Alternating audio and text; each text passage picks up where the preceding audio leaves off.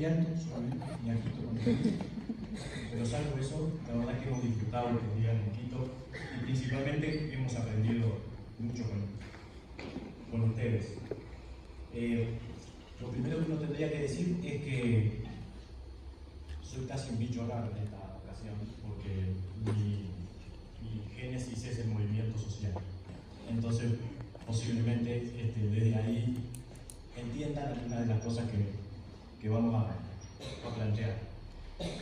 Nosotros siempre decimos que en estos lugares uno aprende más de lo que deja, y realmente en estas horas que hemos compartido hemos aprendido bastante. Y de la mesa de apertura de ayer me quedaron algunos conceptos que quería repasarlos con ustedes porque tienen que ver con lo que después voy a intentar contarles. La compañera de Flaxo nos invitaba a pensar en oportunidades. Cuando uno tiene una realidad, la puede ver siempre desde los dos ópticos, desde lo malo o desde la oportunidad. Y yo rescato que nos invitaron a pensar en oportunidades. Paulina hablaba sobre creer en lo público y sobre creer en lo público que invierte. Y no es poca cosa tampoco. Y finalmente el compañero de BID nos hablaba de conceptos como diálogo, innovación y sostenibilidad social. De hecho, hay una cosa que no es menor y que les quiero contar. El BID tiene mucho que ver con que yo esté acá, porque el BID tiene mucho que ver con el nacimiento del modelo cooperativo en Uruguay. Cortito. En 1966 el gobierno uruguayo tenía un crédito del BID que no podía ejecutar porque no sabía cómo poner la contraparte. Un crédito para vivienda. Y en algún momento un grupo de jóvenes técnicos de Uruguay le recomendó al gobierno uruguayo proponerle al BID que la contrapartida de los pobladores a los cuales estaba destinado ese crédito fuera en trabajo, lo que hoy nosotros conocemos como ayuda mutua. Y 2 años antes de la Ley Nacional de Vivienda, hubo 3 experiencias pilotos de cooperativas de vivienda financiadas por el BID, protagonizadas por gente muy joven en el interior del país que dieron nacimiento al movimiento que hoy en algunos casos se toma como un buen ejemplo. Entonces, vale destacar que muchas veces la intercooperación tiene que ver con, como dice el cartelito acá atrás mío, mejorar vidas. Y por último, en la mesa de ayer, el alcalde Muñoz hablaba de 2 o 3 conceptos sencillos, pero que a mí me quedaron muy presentes, ¿no? Él hablaba del concepto tan central como que un centro histórico, para que esté realmente vivo, tiene que tener gente. Parece una boda, pero es muy importante. Lo otro es, hablaba del Estado como garantizador de derechos, que es algo que frente a toda esta oleada privatizadora de la vida, es algo que tampoco hay que olvidarse. Y por otro lado, hablaba de un concepto que a mí me provocó pensar un poquito en la noche, que él hablaba de el sentido de gobernar. Y el sentido de gobernar tiene que ver con para quién se gobierna y con quién se gobierna. Y en el tema específico de lo que está tratando esta reunión, el sentido de gobernar tiene que ver también con el sentido en el que uno se toma, por ejemplo, la función social del suelo, que sin suelo no se construye y sin suelo no se vive. Y ese es un concepto que creo que debe quedar ahí como para debatir. Y el otro concepto que tiene que ver con entender un sentido de gobernar para y con la gente, tiene que ver con cómo se toma la vivienda. Que la vivienda es un derecho, no es una mercancía. Y ese concepto tiene que ser un concepto que quede en piedra, porque si no, nos terminamos confundiendo. Las oportunidades, el Estado público que invierte, el diálogo y la gente. Eso sirvió para pensar lo que quería conversar con ustedes, y me traje el cronómetro y no lo prendí, así que va a pasar de tiempo. Lo primero que tengo que decir es que la Ciudad Vieja de Montevideo en los años 80, cuando empezó todo este movimiento, la Ciudad Vieja de Montevideo tiene 1 kilómetro cuadrado. y hoy viviendo 12.550 personas. O sea, es el barrio más chiquito de Montevideo y sin embargo es nuestro centro histórico y es donde generalmente funciona el mercado financiero y casi a la salida o a la entrada, según como uno lo vea, funciona el gobierno nacional. O sea que es un lugar central de nuestro Montevideo. Y era en los años 80 ni más ni menos que un páramo. Era un lugar, un barrio fantasma. Y en los años 80, hablar de que el cooperativismo de vivienda podía ser una nueva forma de habitar el centro histórico sonaba tan loco como lo que están escuchando. Porque nadie se creía que, uno, el centro histórico se podía revitalizar y dos, que se podía revitalizar a partir del modelo de cooperativas de vivienda. Muchas veces también tiene que ver cuando se arrancan este proceso cómo uno se lo toma por aquello de las oportunidades o ver las cosas malas. También tiene que ver esto con sacudir un estado de ánimo. Un poquito de historia para que entiendan por qué la Ciudad Vieja era un barrio fantasma. Uruguay fue un país proveedor de la Europa en guerra y entre guerras. Uruguay, cuando terminó la guerra de Corea en el 59, vivía de las exportaciones y a partir de que terminaron las guerras y se nos terminó el comercio positivo, empezaron las dificultades económicas que se trataron de solucionar en el año 61 con la primera carta de intención firmada con el Fondo Monetario Internacional, más la baja de las exportaciones, más la adopción de políticas en términos generales, pero en vivienda de corte neoliberal, cuyo punto máximo fue en 1974, hizo que esa población que hasta los años 60 trabajaba en fábricas, estaba organizada sindicalmente, era una sociedad potente, cuando no casi floreciente, y que podía hasta ese momento sostener el alquiler como una forma de habitar.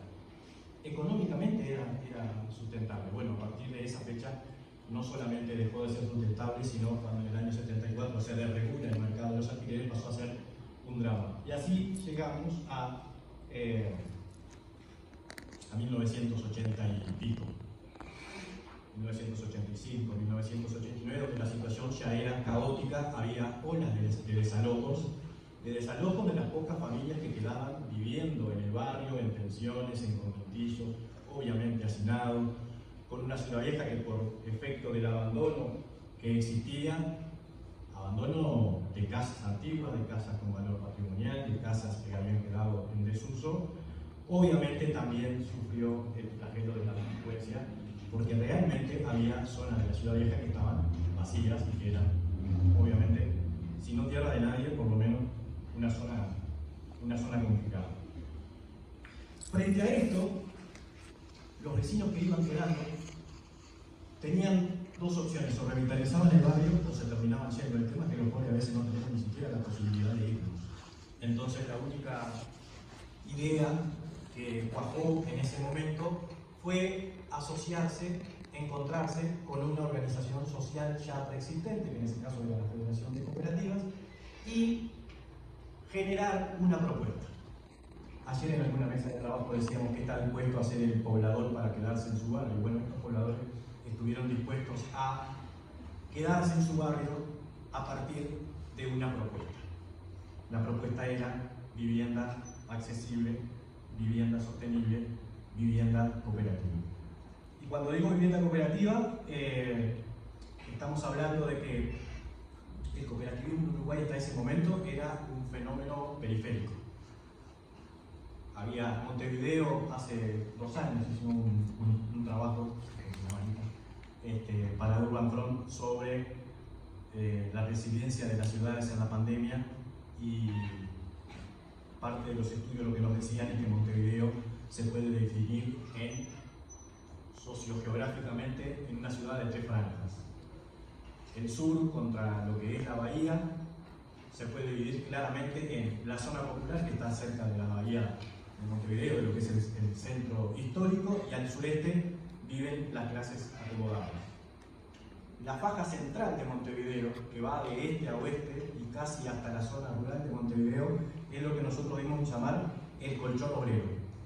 ¿Por qué? Porque ahí es donde se asentaron históricamente las fábricas, los sindicatos y las cooperativas de vivienda.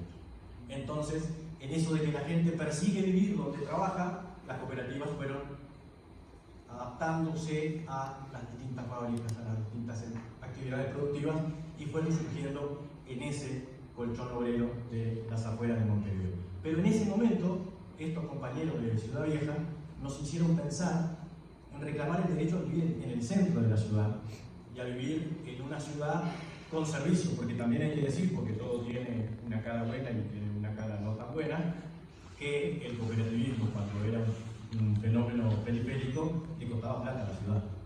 Porque sí, está bien, iban a conquistar el lejano oeste de Montevideo, pero atrás tenía que ir el saneamiento, los servicios, el transporte público. Entonces, cada vez que la ciudad se agranda y las soluciones de vivienda se ponen en la periferia, más caros nos salen. Esos compañeros, hay que decirlo, fueron los que nos motivaron para hablar del derecho al centro de la ciudad y hablar del derecho a vivir en su centro histórico. Y surgió como surge la mayoría de las cosas, en un lugar de sociabilización. En algún momento, a finales del año 89, en un club de barrio, surgió una reunión donde se autoconvocaron para formar una comisión para la vivienda y pusieron el tema arriba de la mesa. Y ahí aparece algo que yo quiero marcar como 3 elementos. El primer elemento, que para mí es el fundamental, es la organización social. La organización social de los pobladores con capacidad de propuesta y de respuesta. Yo no tengo otra cosa que decir que las organizaciones sociales, nuestra vida gira en torno a ser capaces de hacer propuestas, pero también a ser capaces de defenderlas. Porque por más que existiera el marco legal que tiene que existir, si no hay una organización social capaz de sacudir para que ese marco legal se aplique, el marco legal va a quedar en nuestras cosas. Entonces, primer elemento, los pobladores organizados tienen que ser, no solamente el objetivo, que tiene que ser el objetivo de los gobiernos y de las políticas, tienen que ser el centro de la cuestión, asumiendo ese rol. Lo otro que quiero decir es, estas cooperativas que se formaron, no piensen que eran miles y millones de gente, no, se formaron 2 cooperativas en el año 89. COICIV, que es Cooperativa de Vivienda de Ciudad Vieja, que son 34 familias. Y el segundo grupo, a los pocos meses, es un grupo de queridas compañeras jefas de hogar que fundaron UJEFA y que se atrevieron a ir a custodiar un terreno en la calle Pérez Castellano, que es más o menos como Kosovo. Pero se hicieron de ese terreno y lo defendieron. ¿Qué quiero decir con esto? Que muchas veces uno piensa que lo que se espera son macroproyectos con resultados cuantitativos casi inmediatos. Y yo creo que habría que pensar seriamente si lo micro que respeta el proceso social no es al fin y al cabo la solución posible. ¿Qué quiero decir? En todos lados el cooperativismo nació, sea en Isla Mala, en Éxodo de Artigas o en Cobán, que son las primeras 3 cooperativas pioneras financiadas por el BID, nació con proyectos pilotos de poca gente. Y acá también sucedió lo mismo.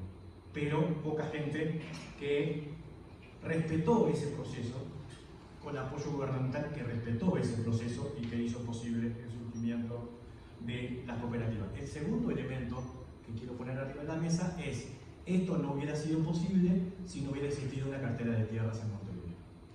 Si el gobierno local no hubiera creado una cartera de tierras, un banco de suelos, de suelo urbanizado en este caso, que se puede nutrir por diferentes mecanismos. El pasaje del dominio público con resarcimiento de lugares abandonados, el canje de deuda por tributo de lugares abandonados, la compra por parte de los municipios con derecho a ser el primer oferente. Son todas formas de poder nutrir esos bancos de suelo, pero esos bancos de suelo son parte fundamental de esta solución.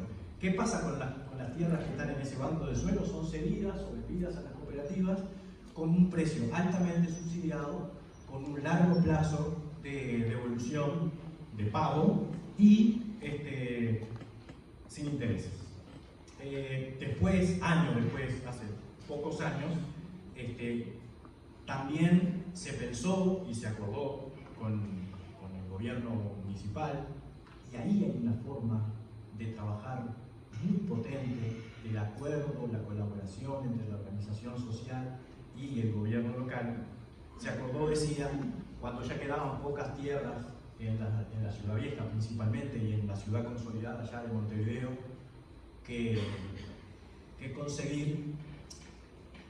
Entramos en una experiencia que se llama cooperativas de lote disperso, que es las últimas manchas en desuso de la ciudad pueden conformar, siendo pequeños terrenos abandonados en la misma manzana o en manzanas adyacentes, sean 4 o 5 lugarcitos acá, 4 o 5 lugarcitos allá, pueden conformar la misma cooperativa que, aún siendo de lote disperso, sigue teniendo la cooperativa, el modelo cooperativo como modelo de autogestión. Y creo que en estas épocas en donde el tema de la tierra es un bien súper finito, que no estoy diciendo una fórmula, estoy diciendo en todo caso un ejemplo para que se piense y con creatividad en cada lugar se adapte a lo que la ciudad pueda conseguir. Con el tiempo, por supuesto, también esa conjunción, propuesta, respuesta, a veces enfrentamiento entre la organización social y el gobierno, dieron como resultado elementos que fueron profundizando en la cartera de tierra, que es la Estrategia Nacional de Acceso al Suelo Urbanizado y la Ley de Inmuebles Vacíos y en Desuso. Siempre hay que tener en cuenta que el marco legal, si no hay organización social que lo sacuda, el marco legal es importante, es el primer paso, o es un paso muy en paralelo. Y acá surge el segundo elemento que yo les quería remarcar: el Estado. La participación del Estado garantizando el acceso al suelo urbanizado, la participación del Estado flexibilizando normas, la participación del Estado recreando normas que promuevan las formas asociativas de vivienda. Yo obviamente voy a poner el ejemplo del cooperativismo, puede haber otras, pero necesita del Estado presente en eso que decía el alcalde del Estado garantizador de derechos. El Estado como elemento de redistribución de la riqueza, creo que ayer Miguel habíamos hablado algo de esto. Cuando el Estado provee bancos de tierra con suelo subsidiado, largo plazo de repago, sin interés, cuando el Estado promueve el cooperativismo y el préstamo es colectivo y a largo plazo y con interés bajo y con subsidio a la cuota, lo cual garantiza la permanencia de la gente en la casa, el Estado está redistribuyendo riqueza. Y él decía ayer, no solamente es la cuestión impositiva, yo coincido, no solamente la cuestión impositiva, hay otra forma de redistribuir riqueza y redistribuir riqueza en un tema tan central como es el tema de la vivienda.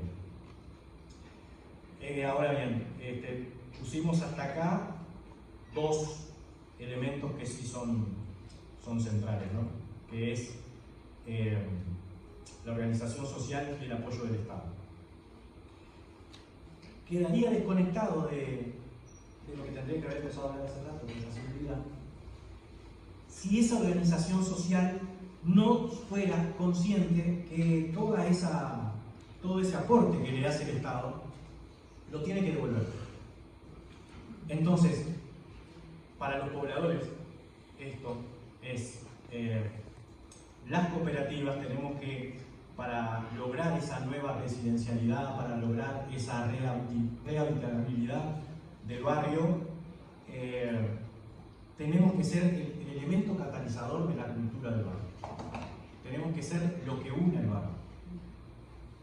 Y tenemos que serlo conscientemente. Porque si bien nosotros vamos a acordar que todos los elementos que promueven la rehabilitabilidad del barrio estén de parte del Estado, tenemos que cumplir una responsabilidad social y ser catalizadores, como decía, de la cuestión social en el barrio. Para esto hay un elemento central, que es la formación. Una cosa es la capacitación de los pobladores para gestionar cualquier forma autogestionaria, sí, porque es lo que te valida. Y otra cosa es la formación. La formación es lo que te deja claro para qué sos cooperativo. Y en este caso puntual,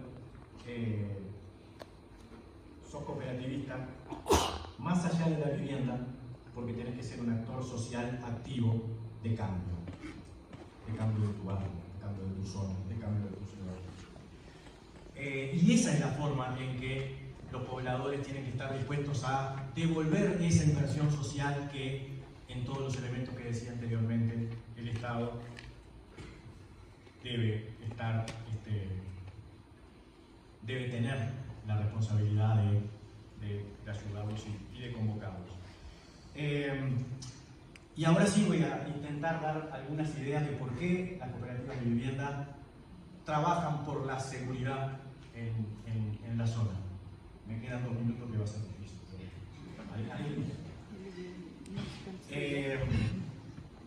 Porque cuando cae una cooperativa en el barrio, mueve el avispero.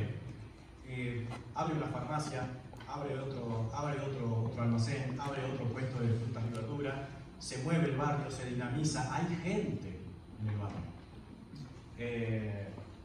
Mueve el comercio de cercanía. Pero además, si vamos un poquito más allá, la construcción de una cooperativa, el reciclaje de una vieja casona en cooperativa, la rehabilitación de un edificio que no se usa, genera empleo. ¿Por qué genera empleo? Porque todos sabemos que la industria de la construcción es de lo que genera más empleo genuino y más rápido. Entonces también genera empleo, y ese empleo generado vuelve a ser cliente ¿de qué? Del comercio de cercanía. ¿Ven para qué? Después, lo otro, esa cooperativa, esos pobladores tienen que tomar la decisión consciente de ser articuladores culturales del barrio. ¿Por qué? Por esta pura cuestión de conveniencia. Merenderos, ollas populares, actividades culturales, tiene que ser el centro social y cultural del barrio. ¿Qué otra cosa es la ciudad sino su cultura? Wow. Ese estudio que yo nombraba de Urban Fund hace unos años, lo que arrojó en Montevideo es que la resiliencia de Montevideo frente a la pandemia fue su base cultural. Y yo personalmente pienso que es igual para todas las ciudades. Lo otro, esos artistas, esos raperos, esos comunicadores barriales tienen que tener un trabajo consciente en lo social para que ese barrio tenga un merendero en la cooperativa, para que las madres de ese barrio tengan una guardería en la cooperativa, para que los viejitos y las viejitas de esos barrios tengan un lugar donde socializar en la cooperativa. Me voy a ir clarísimo, los 2 minutos, pero quiero contar una cosa. Todos. En plena pandemia, los clubes de tejedoras y de tejedores en las cooperativas fueron los que sacaron a los viejitos del encierro. Y eran un lugar de socialización. Y de salvar la vida. Entonces, esas actividades lo que van a hacer, me voy a adelantar alguna cosa más. Y lo otro que no quiero dejar de decir, se tiene que convertir en un centro de cuidado por la vida de los hechos, con todas esas actividades. Y si hubiera delincuencia, que me quedé asustado por la anterior presentación, parece que hay cuestiones emocionales con las que nada puede.